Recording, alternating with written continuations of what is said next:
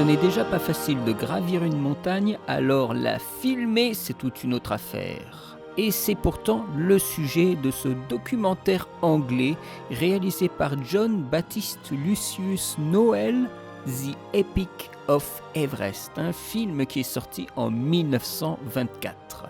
C'est la première ascension filmée de l'Everest, sachant qu'il y a eu une autre ascension, je crois, avant. Mais celle-ci, c'est la première qui est filmée. Et pourquoi c'est toute une autre affaire de filmer l'Everest ?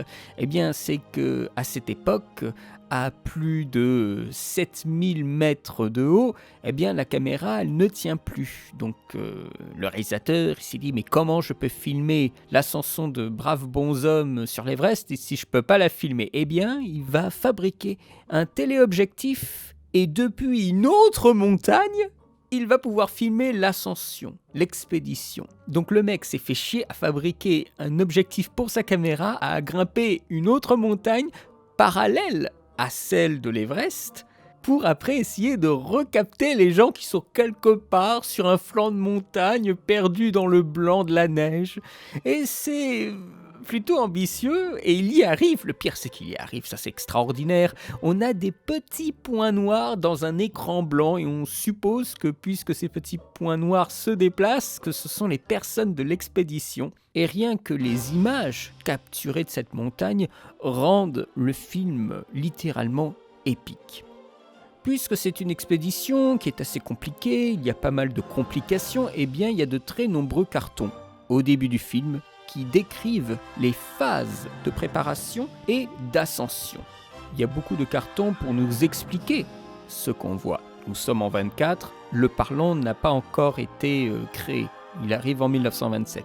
Donc ici, les cartons sont là pour nous donner des béquilles explicatives, donner une sorte de qualité, vérité à l'image qui est abstraite, ou à l'image dont on voit des mouvements qui nous paraissent abstraits. Je dirais que sans les cartons, le film ne tiendrait pas, c'est clair. Mais par contre, et ça c'est un problème du film, c'est que le texte écrit sur ces cartons n'est pas du tout objectif.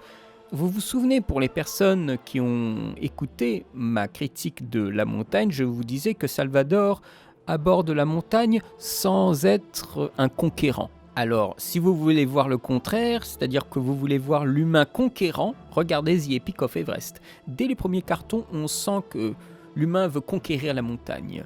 L'inconnu, l'autre versant de notre planète, on va le conquérir. Un petit peu comme le doc La planète blanche. On veut découvrir tous ses secrets, on veut dominer la situation, la nature, la planète. Eh bien ici, on veut dominer cette montagne. Alors que cette montagne, quand nous voyons les plans, est montrée comme un pan de la nature titanesque. Une montagne qui provoque la mort. La sensation que nous avons quand on a le réalisateur qui filme depuis sa petite montagne, c'est que l'homme est complètement perdu dans l'espace. Nous sommes devant quelque chose de monumental. Mais ça ne l'empêche pas d'avoir un discours un peu condescendant, un peu moqueur sur les pratiques des gens qui vivent là-bas. On montre la pauvreté, les cartons ont une portée colonialiste, avec des commentaires sur les vêtements, les bijoux. On les filme comme des curiosités. Il n'y a absolument aucun recul culturel ou historique. Aucun véritable intérêt, au final, pour cette culture. On est juste dans une pure imagerie exotique. C'est pas un point de vue qu'on souhaiterait aborder. Mais nous sommes aussi dans le témoignage d'un récit d'aventure fourni par des gens qui ne se posent pas encore des questions de sémiotique ou des questions de recul culturel quand nous allons capturer ces images pour les donner à voir aux autres. L'image n'a pas encore fait assez de chemin pour qu'il y ait cette réflexion-là. On pouvait déjà l'avoir probablement pour la photographie, mais pour le cinéma, c'est encore quelque chose qu'ils doivent apprendre. Et il est clair que les cartons rajoutent encore un coup sur les images déjà assez explicites. Il y a par contre un super travail de l'image. On a un premier plan formidable de révélation de la montagne. Et le dernier plan, qui est une sorte de miroir où un voile d'ombre couvre la montagne et termine le film. Littéralement, c'est une révélation de la montagne et sa fermeture dans le noir. Ceci est fait bien sûr avec une sorte de time-lapse créée à l'époque. Il y a beaucoup de plans fixes, nous ne sommes pas du tout dans un cinéma qui se déplace, nous sommes dans un cinéma de la vue. Nous sommes encore dans les vues lumière, vous voyez ce que je veux dire? Nous sommes encore là pour créer du mouvement par la succession de moments fixes ou de décors fixes. Et par cela, nous voyons la caméra montrer un angle de façon fixe et après, beaucoup plus loin, on récupère l'expédition à un autre côté. Là, on voit que la caméra s'est déplacée. Mais nous ne voyons bien sûr pas le mouvement.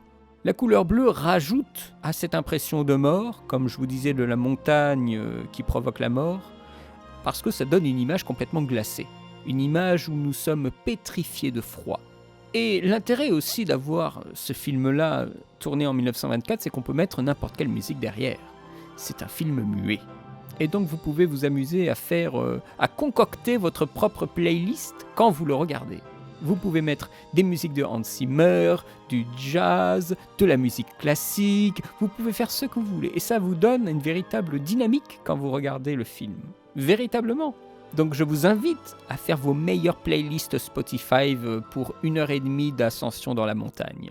En plus, vous n'avez encore moins d'excuses, en 2020 il a eu droit à une restauration, très très belle restauration. C'est donc une aventure collective, plus un voyage spatial qu'autre chose. Et puis, je pense que c'est important de voir ce film, puisque nous avons des images d'époque, que nous pouvons comparer avec aujourd'hui.